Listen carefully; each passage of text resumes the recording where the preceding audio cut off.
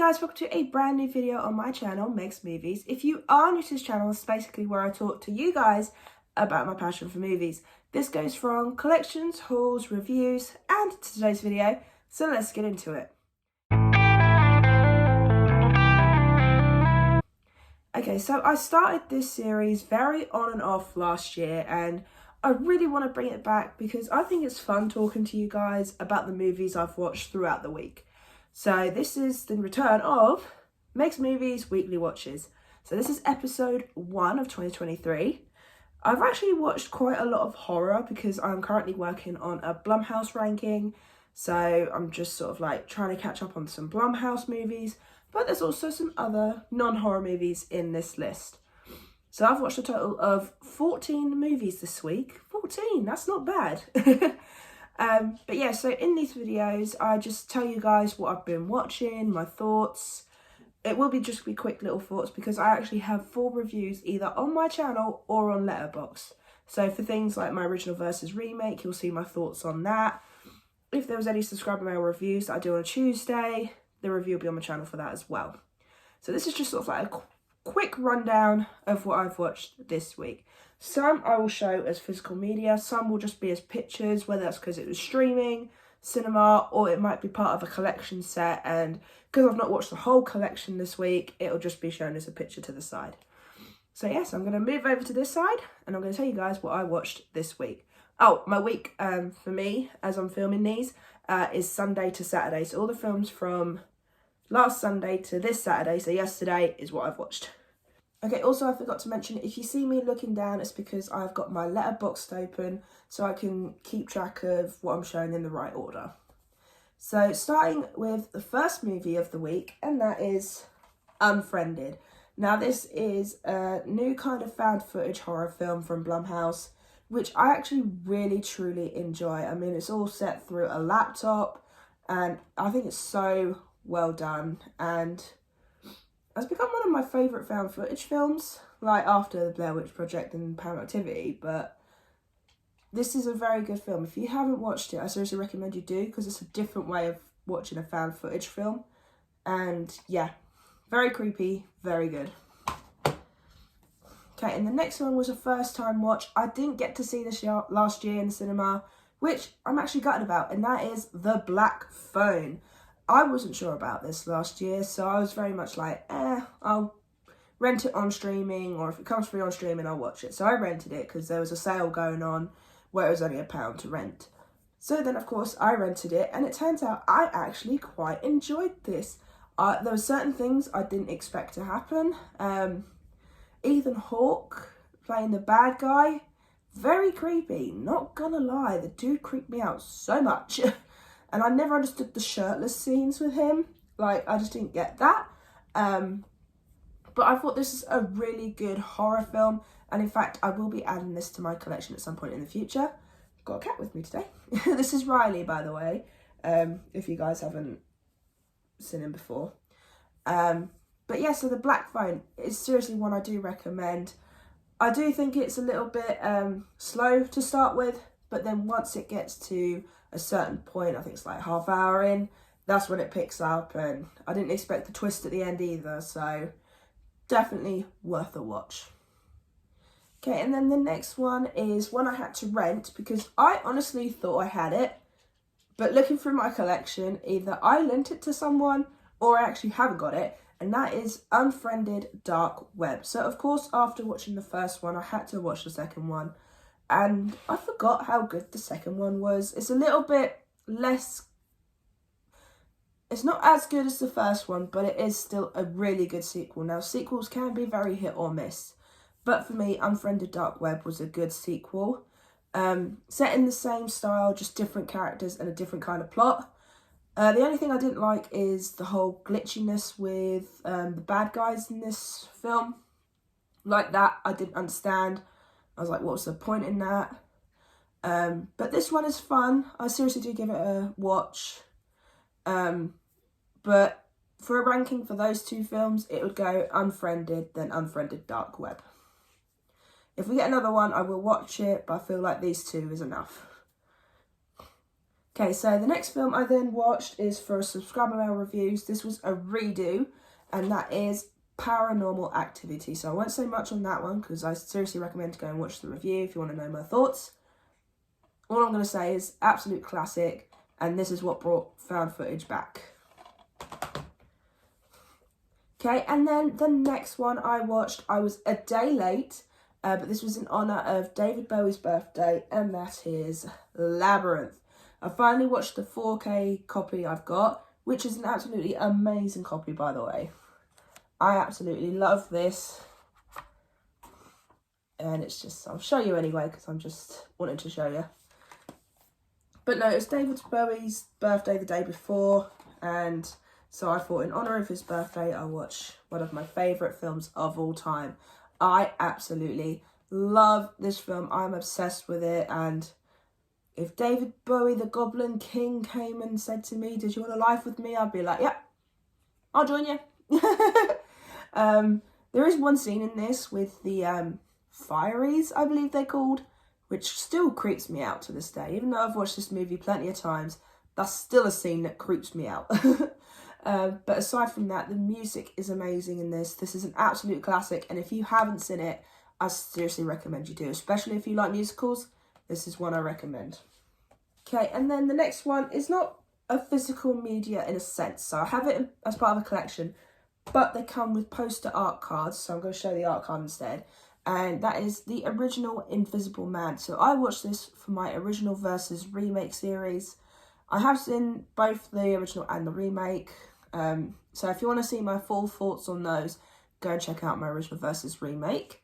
To which, speaking of which, next one, the Invisible Man remake. So this is the one from 2020? Yeah, 2020. I love it when it doesn't say the year anywhere. There we go, 2020.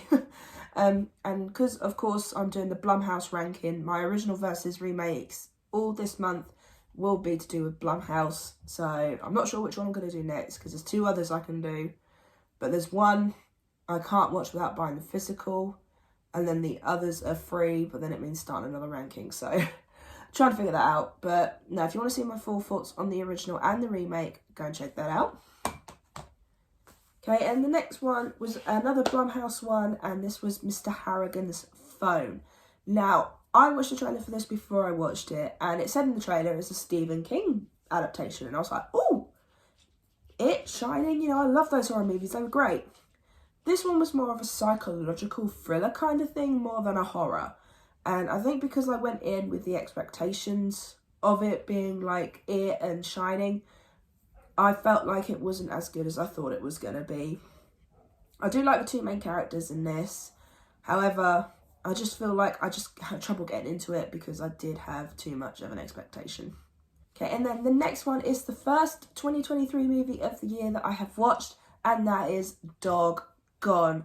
Now, if you want to see my thoughts on that, I have done a review for that, so I'm not going to go into much details, except for the fact of I love dog films. So, of course, I did enjoy this film, and I do seriously recommend it.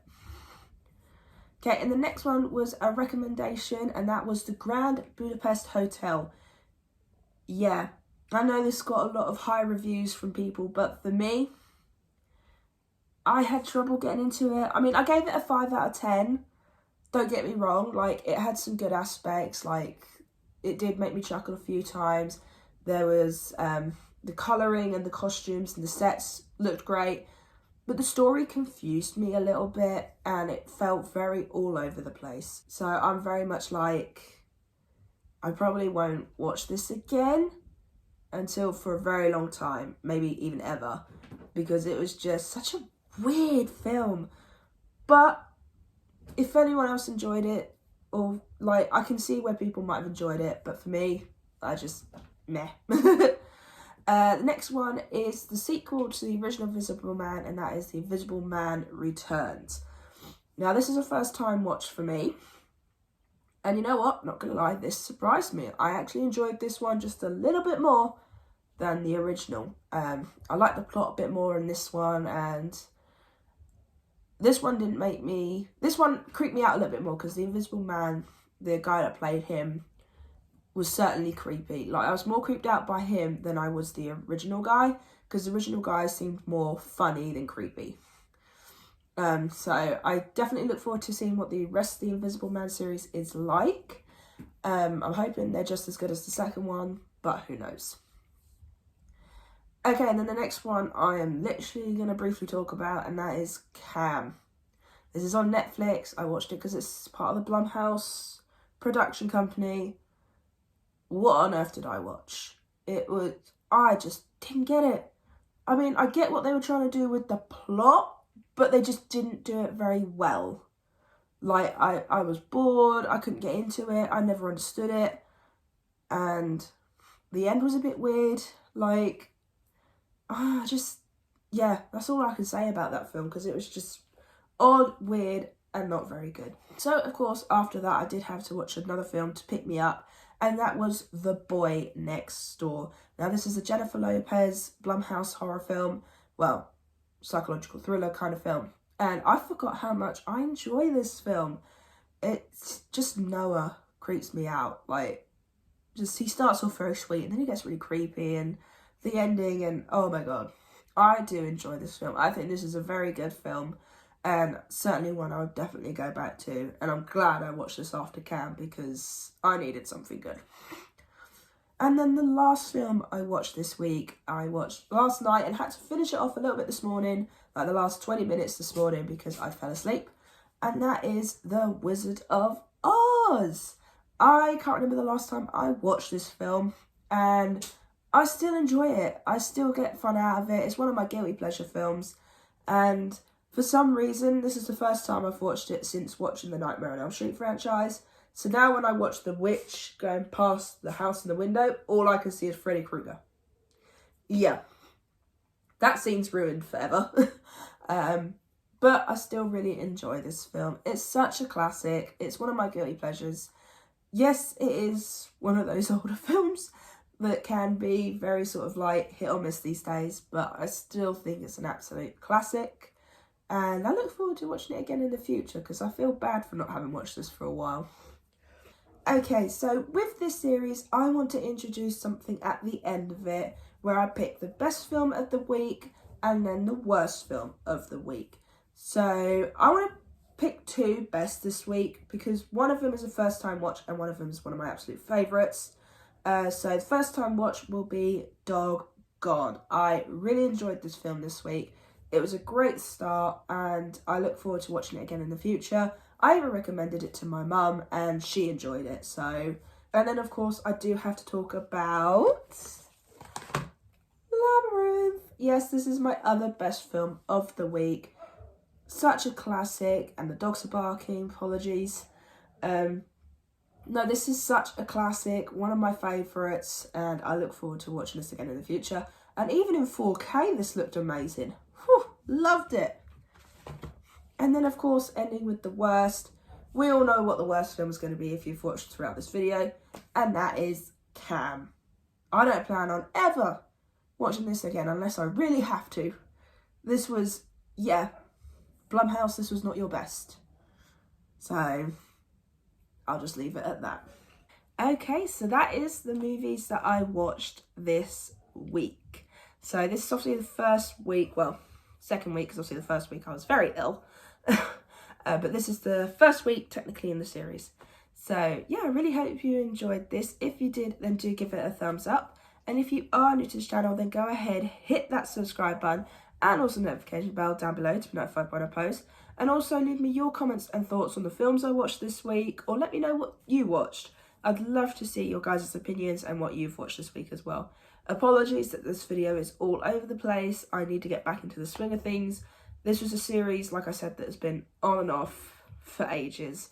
So I haven't really got to full grips with this one yet. So please bear with as I try and figure out the best way to do this.